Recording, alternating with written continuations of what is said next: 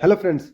आज इस वीडियो में हम जेबी गुप्ता के इंडक्शन मशीन से रिलेटेड 15 इंपॉर्टेंट एमसीक्यूज को सॉल्व करेंगे। ये जो सारे क्वेश्चंस हैं डिफरेंट एग्जाम जैसे कि गेट, ईएसी, स्टेट के लेवल के एग्जाम्स, एई जेई के लिए बहुत इंपॉर्टेंट होते हैं। तो चलिए वीडियो को शुरू करते हैं। पहला क्वेश्चन है, the rotor of a 3 phase 5 kilowatt 400 volt 50 hertz slip ring induction motor, किसके बारे में दिया गया है? स्लिप रिंग इंडक्शन मोटर के बारे में। इज वाउंड फॉर 6 पोल में वाउंड किया गया है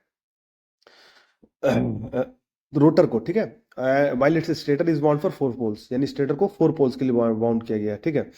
the approximate average no load steady state speed when this motor is connected to 400 volt 50 hertz. देखिए होता क्या है दोस्तों, हमारे पास इंडक्शन मोटर दो टाइप के होता है। एक होता है स्लिप रिंग इंडक्शन मोटर और एक होता है स्क्विरल केज इंडक्शन मोटर। दोनों में क्या डिफरेंस होता है? बेसिक डिफरेंस क्या होता है कि स्लिप रिंग इंडक्शन मोटर में जो रोटर है उसके साथ स्लिप रिंग्स अटैच होता है। तो 3 फेज के स्लिप रिंग्स ऐसे अटैच होता है जिससे कि हम लोग एक्सटर्नल रेजिस्टेंस ऐड कर सकते हैं रोटर में। उससे होता है क्या कि हमारा जो स्टार्टिंग टॉर्क है वो बढ़ जाता है। स्क्विरल केज इंडक्शन मोटर में बेसिकली वो एक केज टाइप का होता है, इसी के लिए इसे स्क्विरल केज बोलते हैं, जिसके एंड्स को स्लिप रिंग से इसके एंड को रिंग से ऐसे शॉर्ट किया जाता है और वो केज के जैसा इस तरह से डिस्टॉर्टेड होता है ताकि जो कॉगिंग की जो फिनोमेना हमने अगले प्रीवियस लेक्चर्स में देखा था कि मोटर कॉगिंग या लॉक्ड रोटर का जो फिनोमेना होता है उससे अवॉइड करने के लिए स्क्यू स्क्यू किया जाता है। यानी कि उसका उसका जो एक्सिस है वो हॉरिजॉन्टल नहीं होता है, वो इस तरह से कुछ होता है, तो उसको स्क्यू किया जाता है, ठीक है। तो ये हमारा बेसिकली दो डिफरेंस है इनके रोटर्स में। स्लिप रिंग इंडक्शन मोटर में स्लिप रिंग्स का यूज करके हम लोग स्टार्टिंग टॉर्क को बढ़ा सकते हैं। तो उसका कैरेक्टरिस्टिक्स, अगर टॉर्क और स्लिप का कैरेक्टरिस्टिक्स देखा जाए तो कुछ इस तरह का होता है, क्योंकि उसमें ज़्यादा टॉर्क मिलता है। अगर हम squirrel cage induction motor characteristic देखें तो वो कुछ इस तरह से होता है, ठीक है। यहाँ पर स्लिप की value S is equals to 1 है, यहाँ पर स्लिप की value S is equals to 0 है। एट 0 स्लिप पे टॉर्क भी 0 हो जाएगा। S S is equal to 1 पे यानी स्लिप 1 पे स्टार्टिंग टॉर्क आता है, तो इस स्टार्टिंग टॉर्क में ये डिफरेंस है। तो ये हमारा स्लिप रिंग इंडक्शन मोटर का है अगर एक्सटर्नल रेजिस्टेंस ऐड करें, और ये हमारा स्क्विरल केज इंडक्शन मोटर का है। अभी देखिए होता क्या है दोस्तों कि अगर स्क्विरल केज इंडक्शन मोटर की बात करें तो उसमें जो रोटर है वो अपने आप स्टेटर का पोल को एडजस्ट कर लेता है, यानी स्टेटर में जितने भी पोल्स है उसके अकॉर्डिंग वो अपने आप को एडजस्ट करता है। तो इस क्वेश्चन में अगर स्क्विरल केज इंडक्शन मोटर दिया रहता तो फिर सवाल ही अलग हो जाता। हमें यहाँ पर स्लिप रिंग इंडक्शन मोटर दिया गया है। तो स्लिप रिंग इंडक्शन मोटर में क्या होगा कि अगर स्टेटर और रोटर दोनों दोनों के पोल्स डिफरेंट रहे तो जो हमारा रिजल्टेंट टॉर्क होता है वो 0 होता है। आइए इसको देखते हैं, एक एग्जांपल से समझते हैं। ये तो 6 पोल और 4 पोल की बात किया, हम लोग स्टेटर में 4 पोल लेते हैं और रोटर में 2 पोल लेते हैं। और वो कैसे काम करता है ये आपको दिखाता हूँ, ठीक है। देखिए इसको नेक्स्ट पेज में देखते हैं। सपोज कीजिए कि हमारा जो स्टेटर है उसके में 4 पोल्स है, ठीक है। एक नॉर्थ पोल यहाँ है, यहाँ एक नॉर्थ पोल है, यहाँ एक साउथ पोल है और यहाँ पर एक साउथ पोल है, ठीक है। इसी के बीच में इसी के बीच में रोटर है, ठीक है, जो कि 2 पोल का है, नॉर्थ और साउथ का। अभी देखिए इस पोजीशन में क्या होगा कि ये जो नॉर्थ है ये साउथ की तरफ अट्रैक्टेड होगा, तो ये फोर्स यहाँ लगेगा और ये साउथ इस साउथ को रिपेल करेगा, ठीक है। तो एक डायरेक्शन में ये ऐसे इसको रोटेट करना चाहेगा, लेकिन सिंस इसमें क्या है, रिपल्शन है, तो ये इसको इस डायरेक्शन में रोटेट करना चाहेगा, ठीक है। और यहाँ पर अट्रैक्शन भी है तो इस डायरेक्शन में रोटेट करना चाहेगा। तो फिर क्या होगा, दोनों के बीच में डेवलप टॉर्क क्या हो जाएगा, रिजल्टेंट 0 हो जाएगा। तो इसको आप डिफरेंट टाइप ऑफ पोल्स यानी डिफरेंट नंबर ऑफ पोल्स पे भी आप इसको इमेजिन कर सकते हैं। 2 पोल और 4 पोल का मैंने एग्जांपल इसलिए लिया कि इससे सिंप्लीफाई हो जाता है। तो ये फोर्स इस फोर्स को बैलेंस कर देता है। तो जो नेट टॉर्क होगा, नेट टॉर्क, वो नेट टॉर्क क्या हो जाएगा, 0 हो जाएगा। तो वो स्टार्टिंग नहीं होगा, उसका वो स्टार्ट नहीं होगा, तो उसका स्पीड क्या हो जाएगा, 0 हो जाएगा। तो इस क्वेश्चन में जो दिया हुआ है ऑप्शन उसके अकॉर्डिंग दिखते हैं, तो क्या हो जाएगा, 0 आरपीएम हो जाएगा, ठीक है। नेक्स्ट क्वेश्चन को देखते हैं। If the full load speed of a 6 phase 50 hertz induction motor is 950 RPM, what is the half load speed nearly equal to. Half load speed क्या होगा, देखिए होता क्या है कि अगर इंडक्शन मोटर में सपोज कि ये कोई लोड कनेक्टेड है, मान लीजिए कि इंडक्शन मोटर का जो रोटर है किसी पंप को रोटेट कर रहा है, ठीक है। अब क्या होता है दोस्तों कि अगर पंप का लोड कम हो गया, ठीक है, तो मोमेंटरली क्या होगा कि इसका जो स्पीड है वो बढ़ जाएगा, ठीक है।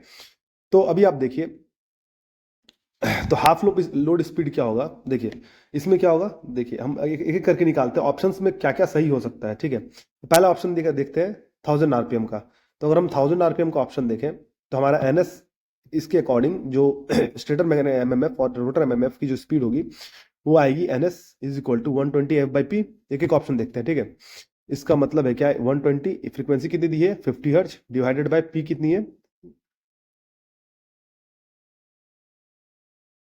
यहाँ पर एक्चुअल में 6 पोल होगा, गलती से फेज लिख दिया है। तो ये हो गया पी यानी कि 6। तो अगर इसको हम कैलकुलेट करें तो आएगा 1000 आरपीएम। आपको बेसिक फंडा पता है इंडक्शन मशीन का, कि इंडक्शन जो मोटर का जो रोटर होता है वो कभी भी सिंक्रोनस स्पीड से रोटेट नहीं कर सकता है। तो पहले ही ये ऑप्शन तो एलिमिनेट हो गया, ठीक है। नेक्स्ट ऑप्शन देखते हैं 450 आरपीएम की। 450 आरपीएम की क्या होगी? अब मैंने आपको जैसे बताया था, आप कॉमन सेंस से देख सकते हैं कि अगर हाफ लोड स्पीड पूछा, लोड कम करने से स्पीड क्या हो जाएगा? बढ़ जाएगा। तो इसका मतलब ये 450 तो नहीं होगा, 450 तो 950 से कम है, स्पीड बढ़ जाएगा, तो इसका मतलब 450 भी नहीं होगा, ठीक है। 1900 देखते हैं अगर तो 1900 क्यों नहीं हो सकता है? देखिए 1900 क्यों क्यों नहीं होगा? क्योंकि देखिए 1900 होने के लिए हमारा जो स्लिप है वो निगेटिव आएगा, ठीक है। ये रीजन कैसे आएगा? देखिए इसको जनरेटिंग रीजन बोलते हैं, ठीक है। इसमें क्या होता है? स्लिप निगेटिव हो जाता है ना। 1900 आरपीएम का मतलब क्या है कि हमारा N S minus N R divided by N S. अगर एन आर 1900 है, इसका मतलब है क्या? ये हमारा 1000 माइनस 1900 डिवाइडेड बाई 1000। तो इस तरह का स्लिप निकलेगा, तो स्लिप निगेटिव रीजन में आ जाएगा। तो ये कौन सा रीजन में आएगा? जनरेटिंग रीजन में आ जाएगा। तो ये 1900 आरपीएम भी सही नहीं होगा, है ना। उससे सिस्टम अनस्टेबल हो जाएगा। अगर आप मोटर जनरेटिंग मोड में चला जाता है इंडक्शन मोटर, तो उसका कर्व कैसा होता है? देखिए यहाँ पर ये तो जीरो हो गया स्लिप। उसके बाद क्या होता है? स्लिप निगेटिव होना चालू होता है। यहाँ पर slip S is equal to 0 है या slip S is equal to 1 है। तो मोटर जो है जनरेटिंग मोड में चला जाता है। इस पूरे रीजन को जनरेटिंग मोड बोलते हैं, ये मोटरिंग मोड बोलते हैं। इसमें सिस्टम सबसे ज्यादा स्टेबल रहता है। ये जनरेटिंग मोड है, यहाँ पर स्लिप क्या हो जाएगा? नेगेटिव हो जाएगा, ठीक है। 1900 नहीं होगा। उसके बाद तो इसमें ऑप्शन बचा क्या है? 975। तो ये भी हमारे लिए यूजफुल लगता है ना, क्योंकि ये हमारा जो सिंक्रोनस स्पीड से कम स्पीड में है, और अगर लोड कम हुआ है हल्का सा, तो फिर इसमें स्पीड उसके हिसाब से बढ़ा है। तो इसका मतलब डी ऑप्शन सही हो जाएगा। नेक्स्ट क्वेश्चन है A prime mover drives a 6-pole 3-phase induction frequency converter. The converter is connected to a 60 hertz 3-phase supply on the primary. If the prime mover speed is 3000 rpm, the frequencies of the possible outputs of the converter. देखिए होता क्या है, इसमें क्या बोला है कि एक इंडक्शन फ्रीक्वेंसी कन्वर्टर है, यानी कि इसमें डिफरेंट डिफरेंट हम लोग को फ्रीक्वेंसी मिल सकता है। इसमें क्या हो जाएगा? देखिए हमारा स्टेटर तो वैसा ही रहेगा, ठीक है, ठीक है। स्टेटर तो वही रहेगा। इसको एक रोटर जो है यहाँ पर, उस रोटर को एक प्राइम मूवर के थ्रू रोटेट किया जाएगा, ठीक है, ठीक। और इस रोटर से जो आउटपुट है वो हमारा फ्रीक्वेंसी बॉक्स में जाएगा। तो ये एक तरह से फ्रीक्वेंसी कन्वर्टर है, ठीक है। हमें डिफरेंट डिफरेंट फ्रीक्वेंसी मिलेगी रोटर की, ठीक है। तो अब क्या है कि इसमें बोला गया है कि प्राइम मूवर ड्राइव 6 पोल है ये पर, ठीक है। और 3-phase induction converter, if the converter is connected to 60 hertz, यानी कि हमारा फ्रीक्वेंसी कितना है? 60 हर्ट्ज है, ठीक है। 3-phase supply on the primary frequency 60 है और नंबर ऑफ पोल्स 6 है। तो इसका मतलब है कि जो हमारा स्पीड आएगा सिंक्रोनस स्पीड, वो कितना आएगा? 120 इंटू F60 डिवाइडेड बाय 6 पोल, यानी कि जो स्पीड आएगी वो कितनी आएगी? 1200, ठीक है। तो हमारी सिंक्रोनस स्पीड कितनी होगी? 1200 होगी। अब देखिए दो केसेस हमारे पास हो सकते हैं इसमें, ठीक है। एक केस क्या हो सकता है कि जो प्राइम मूवर की जो डायरेक्शन है, वो direction of rotation of rotor, जो नॉर्मल रोटर की रोटेशन की डायरेक्शन होती है, अगर हम 3-phase सप्लाई अप्लाई करते हैं इंडक्शन मशीन में, इंडक्शन मोटर में, तो रोटर की जो डायरेक्शन होती है, वो रोटर उसी डायरेक्शन रोटेट करता है जिस डायरेक्शन में स्टेटर एमएमएफ रोटेट करता है। तो अगर उसी के डायरेक्शन में प्राइम मूवर को रोटेट किया जाए, तो रिलेटिव जो स्पीड हो जाएगी तो जो रिलेटिव स्पीड हो जाएगी वो क्या हो जाएगी? अगर सेम डायरेक्शन रोटेट किया जाए तो रिलेटिव स्पीड हो जाएगी हमारा 3000 माइनस 1200, ठीक है। इसका मतलब है कि ये कितना आएगा स्पीड? 1800। तो इसके कॉरस्पॉन्डिंग में फ्रीक्वेंसी कितनी आएगी? तो 1800 is equal to 120 F by P, ठीक है। पी कितना है? 6 है, तो पी का वैल्यू 6 यहाँ पर पुट करते हैं। तो उससे फ्रीक्वेंसी कितनी निकलती है? फ्रीक्वेंसी निकलती है 90 हर्ट्ज, ठीक है। फ्रीक्वेंसी निकलेगी 90 हर्ट्ज, ठीक। ये जब उसी डायरेक्शन रोटेट होता है तो फ्रीक्वेंसी F1 है 90 हर्ट्ज। अब दूसरी फ्रीक्वेंसी देखते हैं, अगर प्राइम मूवर को उसके अपोजिट डायरेक्शन रोटेट किया जाए, तो जो हमारी रिलेटिव स्पीड होगी वो क्या हो जाएगी? NS माइनस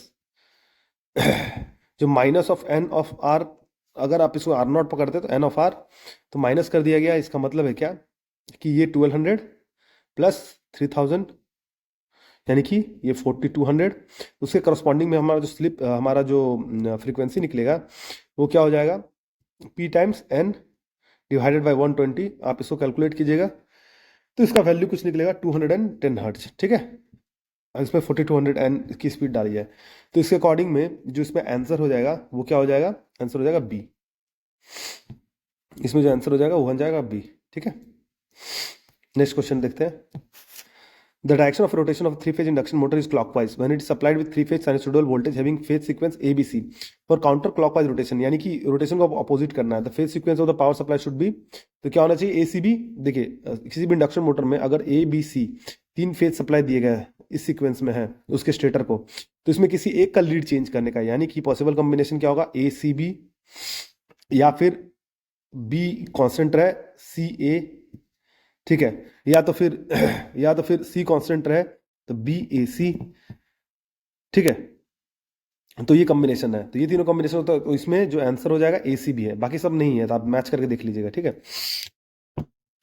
इसके रिगार्डिंग में मैंने प्रीवियस लेक्चर में बताया था कि कैसे रोटेटिंग मैग्नेटिक फील्ड होता है वो अपना डायरेक्शन चेंज करता है। हमने एमएमएफ को, तीनों एमएमएफ के रिजल्टेंट इक्वेशन, तीनों फेजों को रिजल्टेंट इक्वेशन को निकाला था और उससे डिराइव किया था कि अगर लीड को चेंज करने पे जो स्टेटर का एमएमएफ होता है और रोटर का एमएमएफ होता है वो किस तरह से चेंज होता है, तो आप प्रीवियस लेक्चर को देखिएगा, उसमें क्लियरली मैंने बताया। ठीक है, नेक्स्ट क्वेश्चन है, the MMF produced by the rotor currents of three phase induction motor, MMF produced by rotor currents of A three phase induction motor, तो रोटेट तो किस तरह से रोटेट करता है, तो जो रोटर का एमएमएफ है और स्टेटर का एमएमएफ है दोनों स्टैंड स्टिल होते हैं। ठीक है, दोनों क्या होते हैं, एंड स्टैंड स्टिल होता है।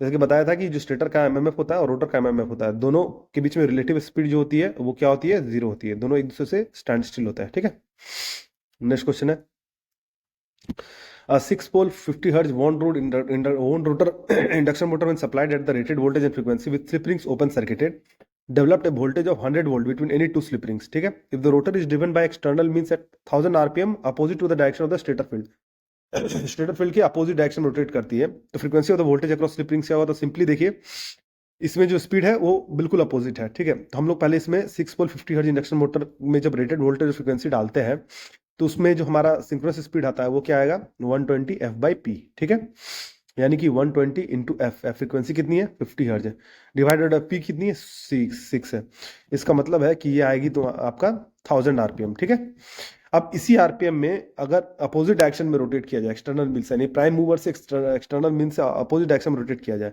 तो दोनों के बीच में जो रिलेटिव स्पीड है वो क्या हो जाएगी, NS माइनस ऑफ NR, क्योंकि NR की डायरेक्शन चेंज हो चुकी है, तो इसका मतलब ये होगी NS प्लस NR हम जिस स्पीड से हम रोटेट कर रहे हैं, तो इसका मतलब 1000 प्लस 1000, यानी कि जो हमारी रिलेटिव स्पीड आएगी वो कितनी आएगी, 2000। ठीक है, अब देखते हैं 2000 की स्पीड के करस्पॉन्डिंग में हमारी जो फ्रीक्वेंसी होती है वो कितनी आएगी, 2000 यहाँ है, 120 into frequency divided by number of pole 6। ठीक है, 20 टाइम्स कट गया और ये 2, ये 100, यानी कि फ्रीक्वेंसी कितनी हो जाएगी, 100 हर्ट्ज, अपोजिट डायरेक्शन में रोटेट हो रहा है। ठीक है, याद रखिएगा, सी ऑप्शन सही हो जाएगा। नेक्स्ट क्वेश्चन है, इन an induction motor the slip will be negative when, slip negative कब होगा, देखिए स्लिप इज इक्वल टू क्या होता है, NS minus NR divided by NS। Slip negative कब होगा, जब रोटर को हम लोग सिंक्रोनस स्पीड से सेम डायरेक्शन में, इससे ज़्यादा स्पीड में रोटेट करता है, यानी कि अगर सिंक्रोनस स्पीड 1000 है और इसको अगर हम लोग 1001 में स्पीड में सेम डायरेक्शन में रोटेट करते हैं तो स्लिप उसके केस में नेगेटिव हो जाएगा, अपोजिट डायरेक्शन करने से पॉजिटिव हो जाएगा और ज़्यादा हो जाएगा। ठीक है, तो इसका मतलब है क्या, rotor rotates at the speed more than the synchronous speed and in the direction of the rotation of the stator field, तभी स्लिप नेगेटिव हो सकता है, यानी कि सी ऑप्शन सही है। नेक्स्ट क्वेश्चन है, a three-phase induction motor is operating at slip S. If its two supply leads are interchanged, then the slip at the instance will be. अब सप्लाई लीड्स को चेंज करने से क्या होगा दोस्तों, direction of the stator MMF और rotor MMF वो change हो जाएगी, रिवर्स हो जाएगी, उसके केस में स्लिप क्या होगा, तो मान लीजिए कि उसके केस में जो स्लिप है वो है S0। ठीक है, तो स्लिप S उसके केस में क्या हो जाएगा, S0, ये क्या हो जाएगा माइनस ऑफ NS, क्योंकि अब हमने लीड चेंज किया है तो जो सिंक्रोनस स्पीड है वो नेगेटिव में आएगा, माइनस NR की तो स्पीड सेम रहेगी, divided by minus of NS। अब इसको कैलकुलेट करें हम तो NS plus NR divided by NS।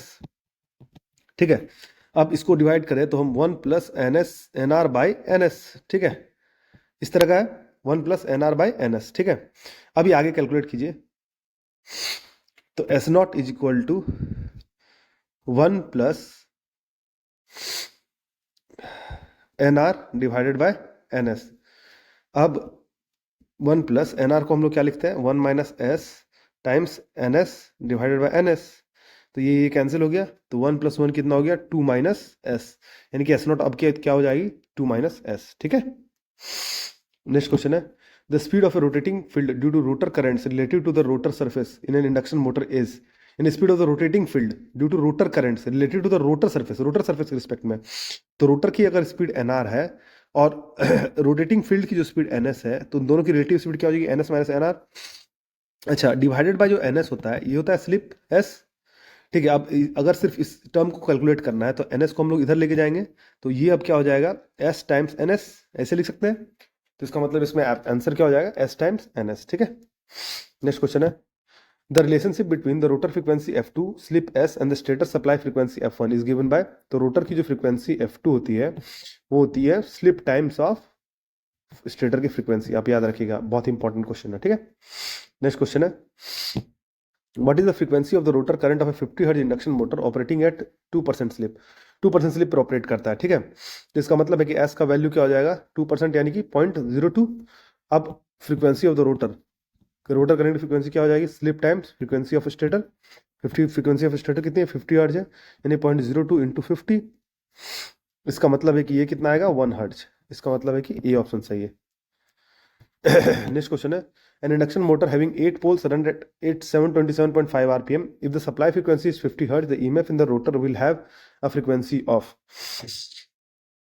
8 poles है, run at इतना। ठीक है, if the supply frequency is 50 hertz, यानी कि जो सप्लाई फ्रीक्वेंसी है वो 50 हर्ट्ज है, EMF in the rotor will have frequency, यानी कि रोटर का फ्रीक्वेंसी एफ आर निकालने के लिए बोल रहा है, तो सिंपली क्या हो जाएगा, S times frequency of stator.